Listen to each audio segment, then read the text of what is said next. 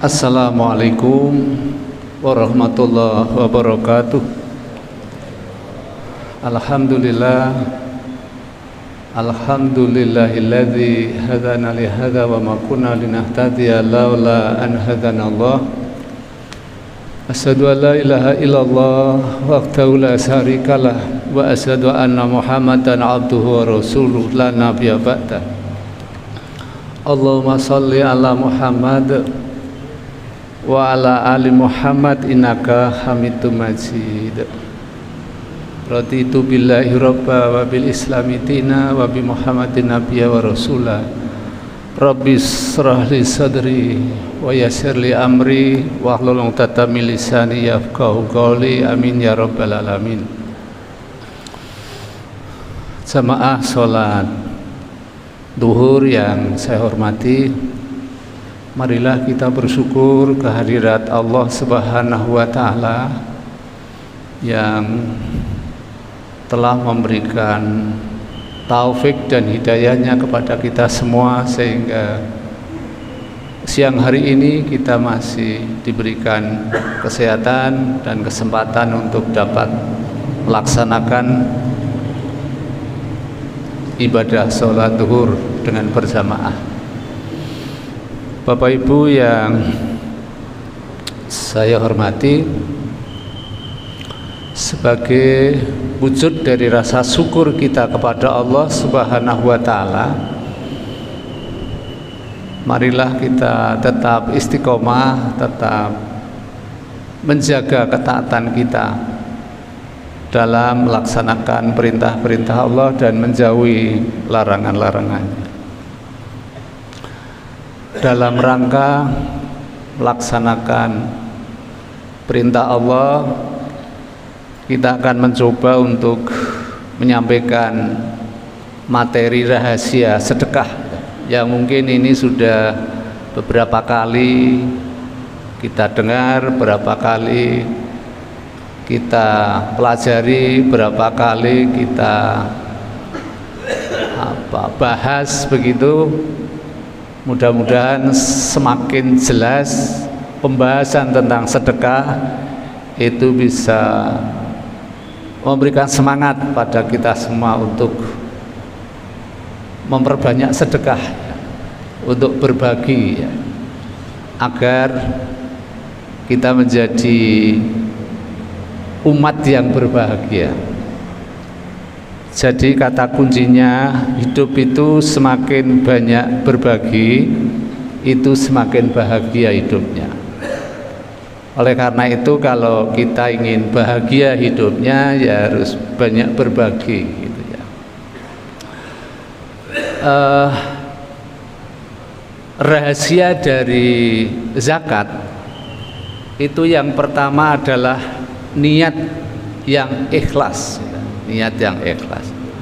Karena kunci setiap amal perbuatan manusia dalam melaksanakan kewajibannya atau melaksanakan kebajikan, melaksanakan amal soleh, itu adalah diawali dari niat yang tulus, niat yang ikhlas, mata-mata mengharapkan ridha Allah.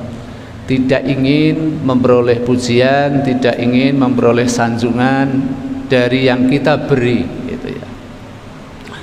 Yang kedua, ya berasal dari hati yang suci dan ikhlas untuk menolong sesama. Jadi Tuhan tidak akan menolong terhadap hambanya sebelum hambanya tadi mau menolong terhadap sesama. Jadi kalau kita menghendaki untuk memperoleh pertolongan dari Allah Subhanahu wa taala, maka kita harus banyak berbagi, sudah barang tentu sesuai dengan kompetensi kita masing-masing. Yang kedua, kerahasiaan. Jadi Rasul itu mengajarkan atau menekankan pentingnya menjaga kerahasiaan. Jadi kalau misalkan tangan kanan memberi, tangan kiri itu jangan sampai tahu. Itu Kalau Imam Ghazali mengatakan dalam bersedekah itu supaya dilakukan secara sembunyi-sembunyi untuk menghindari riya gitu ya. Kemudian yang ketiga, dalam bersedekah itu tidak harus menunggu kalau sudah kaya itu. Jadi tidak perlu menunggu kaya baru sedekah, karena harta yang kita sedekahkan itu tidak akan membuat seseorang itu miskin, tidak akan membuat seseorang itu berkurang hartanya, tetapi bertambah gitu ya.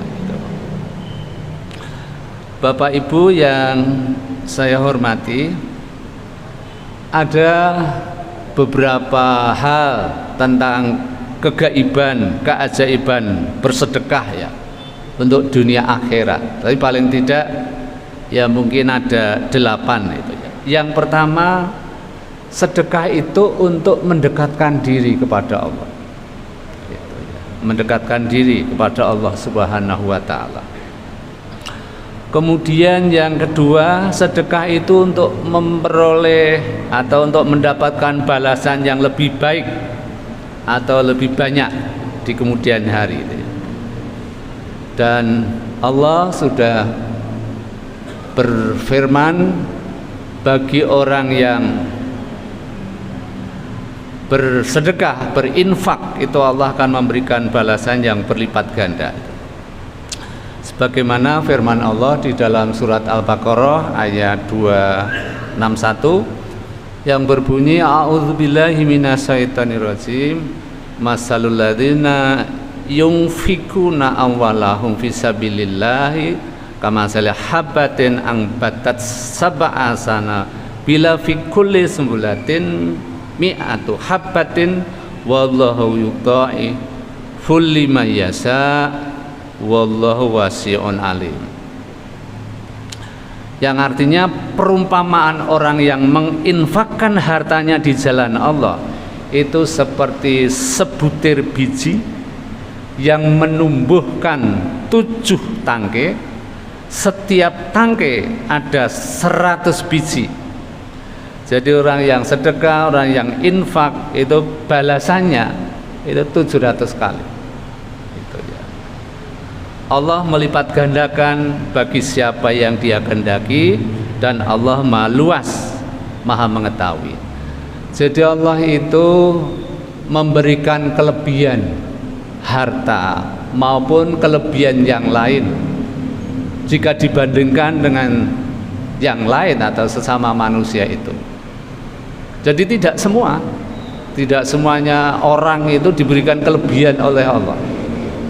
Nah, yang diberikan kelebihan oleh Allah itu untuk menguji sampai sejauh mana ketaatan dan kepatuhan di dalam mengemban amanah dan menerima karunia dari Allah Subhanahu wa taala. Dan barang siapa yang Dia kehendaki, dan Allah Maha luas, Maha mengetahui. Kemudian yang ketiga, sedekah itu bisa menolak bala. Dalam hadis yang diriwayatkan Baihaqi dan Tabrani, Rasulullah menjelaskan bahwa sedekah dapat menolak 70 ya, macam bala dan bencana itu. Jadi insya Allah semakin banyak sedekah, hidup kita akan terhindar dari musibah. Kemudian yang keempat, menghapus dosa. Jadi Rasulullah SAW bersabda dalam hadis yang diriwayatkan oleh Tirmidzi, sedekah itu dapat menghapus dosa sebagaimana air memadamkan api. Kemudian yang kelima, sedekah itu dapat melipat gandakan pahala. Di dalam Al-Quran surat Al-Hadid ayat 18, a'udzubillahi minasyaitonirrajim, innal musaddiqina wal musaddiqati wa aqradullaha faridan hasanan yudha'afu lahum wa lahum ajrun karim.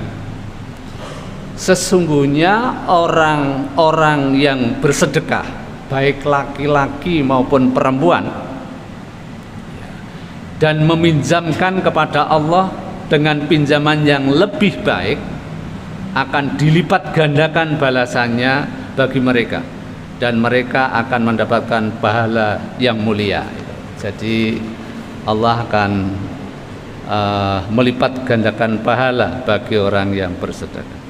Kemudian yang keenam, kegaiban dari sedekah itu akan didoakan oleh malaikat, ya, oleh malaikat.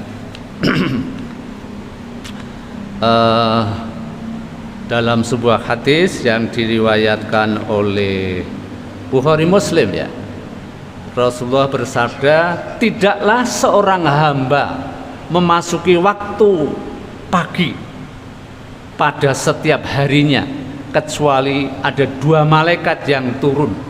Salah satunya memohon, ya Allah, berikanlah ganti bagi orang yang dermawan, yang menyedekahkan atau menginfakkan hartanya. Dan yang satu lagi memohon kepada Allah, ya Allah, musnahkanlah harta orang yang bakhil. Jadi orang yang dermawan itu didoakan supaya hartanya melimpah berkah, gitu ya, barokah, gitu ya. Sedangkan orang yang bakhil itu dimusnahkan, gitu ya. Kemudian yang ketujuh, memberikan rasa gembira di hati, yang secara medis saat orang itu membantu orang lain, itu kadar hormon oksitosin itu menjadi meningkat. Lah, kadar hormon oksitosin itu adalah hormon yang dikaitkan dengan rasa bahagia. Ya, jadi kalau orang banyak berbagi, itu hatinya menjadi senang, gitu ya. Hatinya menjadi gembira. Banyak cerita orang yang mewakafkan pom bensinnya, orang yang mewakafkan tanahnya, orang yang mewakafkan hartanya, orang yang mewakafkan hotelnya untuk kepentingan agama tanpa hitungan, padahal itu uangnya adalah miliaran, gitu ya. Dan Allah berjanji akan memberikan balasan yang berlipat ganda. Kemudian yang ke-8 itu menyehatkan tubuh, ya. Menyehatkan tubuh. Kalau di dalam Al-Quran surat Al-Mu'min dan atau surat Ghafir, ya, ayat 79 dan 80, itu Allah berfirman yang berbunyi, a'udzubillahi minasyaitonirrajim, Allahul ladzi ja'ala lakumul an'ama litarkabu minha wa minha ta'kulun walakum fiha manafi'u walitabluhu 'alaiha hajatan fi sudurikum wa 'alaiha wa 'alal fulki tuhmalu. Yang artinya Allah lah yang menjadikan hewan ternak untukmu, sebagian untuk kamu kendarai dan sebagian lagi untuk kamu makan.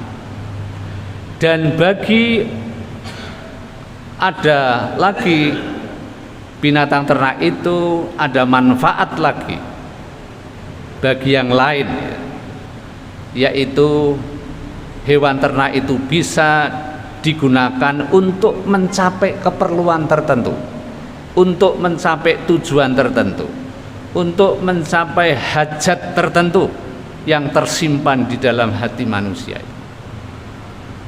Ya, jadi artinya binatang ternak itu bisa digunakan untuk, kalau disedekahkan itu bisa digunakan untuk berbagai macam penyakit, untuk berbagai macam khasiat gitu, hajat, keinginan. Ya, jadi misalkan orang sakit gak sembuh-sembuh, ya kita sedekah binatang ternak. Kalau mampunya ayam ya ingkung, bleh pitik, bancaan, dagingnya dibagi tetangga. Kalau mampunya itu kambing, ya udah kambing nyate bagi tetangga. Kalau mampunya sapi, ya sudah sedekah sapi dibagikan. Ya, jadi nggak usah ngitung, nggak usah ditafsirkan yang lain-lain, karena itu untuk hajat tertentu, untuk tujuan tertentu, ya sudah. Misalkan supaya sehat, supaya anaknya sukses, supaya usahanya sukses, supaya ya macam-macam, ya terserah itu. Itu bisa memanfaatkan binatang ternak untuk bersedekah berdasarkan ayat ini. Itulah Bapak Ibu yang saya hormati, yang terakhir Rasulullah bersabda, obatilah orang yang sakit di antara kalian dengan sedekah. Yang kedua, apa yang kamu makan itu habis, apa yang kamu pakai itu rusak, sedangkan apa yang kamu sedekahkan itu abadi. Kemudian ada hadis yang lain yang menyebutkan, lindungilah dirimu dari api neraka sekalipun hanya sedekah dengan separuh kurma, setengah kurma gitu ya. Kemudian kalau Ibnu Qayyim itu sangat sangat liberal gitu ya. Beliau mengatakan sedekah itu bisa memberikan pengaruh yang menakjubkan, yaitu untuk menolak berbagai macam bencana sekalipun pelakunya itu adalah pendusta, zalim, atau bahkan orang kafir pelakunya. Karena Allah Subhanahu wa taala akan menghilangkan berbagai macam bencana dengan perantaraan sedekah. Bapak Ibu yang saya hormati, bulan suci Ramadan merupakan momentum untuk memperbanyak sedekah. Marilah kita manfaatkan momentum yang terbaik itu untuk memperbanyak sedekah, dengan harapan Allah mengabulkan doa kita. Kurang lebihnya mohon maaf. Assalamualaikum warahmatullahi wabarakatuh.